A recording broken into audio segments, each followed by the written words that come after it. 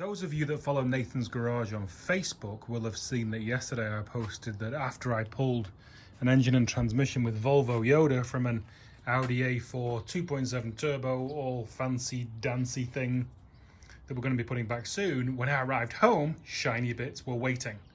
So I got this off Chip, Big R Motorsports, which is an alternator relocation kit which drops it down to where the power steering pump was, and off Jeff Esteban, solid steering rack bushes. So that basically ends any rubber that was in this car, and hopefully the suspension and the vibrations will be doing all the work. So as I say, you've got Big R Motorsports and you've got Jeff, who you can either find on Merca Club of America on Facebook or on his Instagram page, I think, which is Jeff Esteban SD, but I'm going to double check that. I'll put it on screen. I'll also put it in the links down below. So that is all awesome. That is going to go on first, because right now we're going to wait on those because we've still got this here and we're waiting for the new, well, the less healthy rack shaft to arrive from Merca Parts Midwest in a brownie points earning fashion. He's also going to take some other pipes as well. While XR4s are never going to be challenging Camrys for reliability or anything like that, they're just so easy to work on, like 5 minutes. Alternators off, alternator brackets off. Let's whip the power steering off now. There we have one of the most hated power steering pumps in history, which is out the way. So now we need to put the alternator in said area, and then that frees us up to do with that straight to an intercooler, which will be there, as well as the rack. I'm going to clean this whole area because I've ordered that alternator relocator kit off Chip, Big R Motorsports. Right, fitting Chip's alternator relocation bracket. 2 holes are there that was holding the power steering bracket on. Obviously none of this is lined up, it's just loose. Then that lower bracket kind of sits in that orientation, and the spacer, so the shorter bolts go on top, the longer bolts go on the bottom, all the same thread, same head size, and there's a separate spacer which I needed because my block has I assume this is a fuel pump, manual fuel pump block off plate. I don't know, some models may not have that, may be able to get away without the spacer, but I need that spacer. So that is a separate piece that sits behind and pushes this out. So the alternator sits right there. And you can see there's adjustment in it. Everything can go back and forth. So basically we have to set up the alternator pulley directly in line and then snug it all down. Right, alternator in. So I've got this stud on top, so I left my old stud in. Chip did supply a bolt. So anyhow, that's kind of the orientation that I've got so far. I don't have the bolts loose enough, so what I need to do now is get a flat edge and start to line pulleys up and give the brackets a tappity tap tap to get everything straight. So we've got that fully tightened down with some quality spacers in there that I found in the garage, and that one tightened down as well. So that's semi-loose, that mount's semi-loose, and that mount is semi-loose now, so we can wiggle the whole assembly with that staying in the same place and that staying in the same place in respect to the alternator. So let's see if we can line some pulleys up. On an XR, because it has AC, I think it's AC, that air rib goes to the AC pump, so you can't line it up off that pulley because it sticks out further. You have to go on the one underneath. So I've used box section because it's a bit more sturdy, so we'll just have to, you know, I've just clamped that piece of box section across the 2 pulleys, wiggling them so it looks like it's touching all places, all points. So I'll tighten everything up now, move that piece of metal around the pulleys and make sure I'm touching everywhere, and then see if we throw belts. And we are in on the alternator front. I'm not 100% whether I'm happy with kind of how in line these are, because when you tighten this last bolt down, this bugger twists ever so slightly forward and just cants that pulley. So we will see if it throws belts. I need to get another belt, obviously, and that is the belt number. So we shall see. We shall see how she do. And she's back on the ground. My aching old man joint person inside me is loving the fact that the front isn't completely dumped on the ground.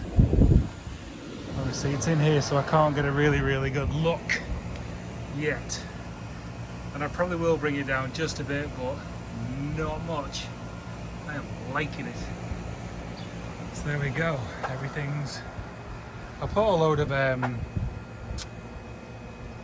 Loctite blue on everything. Can't get any torque settings for any of this, and historically Comp Brake and Burton haven't been great with customer service after they have your money, so I just put a load of blue Loctite on it just to be on the safe side, as it's all aluminum and I don't want to strip it. So that's all that's in. The shocks are 4 clicks off softest, which is now the same as the rears. They're 4 clicks off softest, and we've got chips, alternator bracket in there, and then on the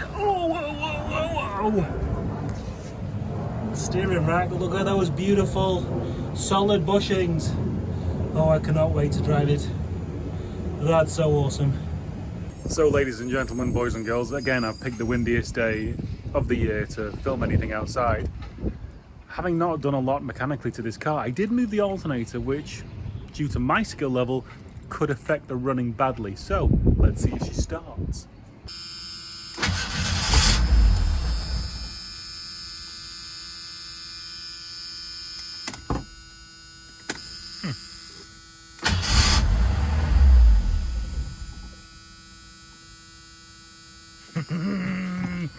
What does that mean? This is why I rarely trust myself. I wrote on the window PCV so I would see it before I tried to start it, because I didn't put it back on yet. That is an ever so slight vacuum leak. God.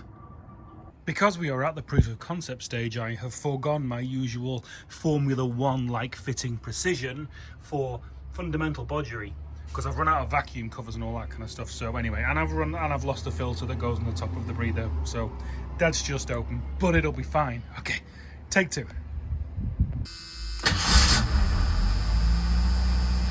Here we go. Purring she is.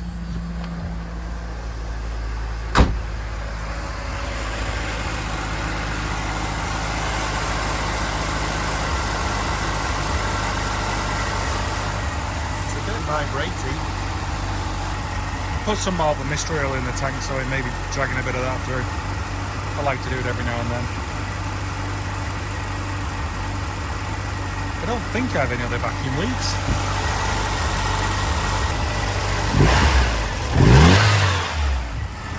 Back on steering again. Now, it's really stiff in the car. So there may be an issue with the rack or the way I've, put it together and made tolerances too tight. Who knows? But what I do know is this: the actual steering shaft itself, coming out of the rack, does not line up perfectly with the column coming out from the bulkhead. There's a twist on it, and I don't like it. And I'm assuming this will cause some kind of steering resistance, you know what I mean? So I've just been to scrapyard. So what I plan on doing is welding that to that, chopping this up. Just been to scrapyard, got this from some, I don't know, there's a subframe on the floor.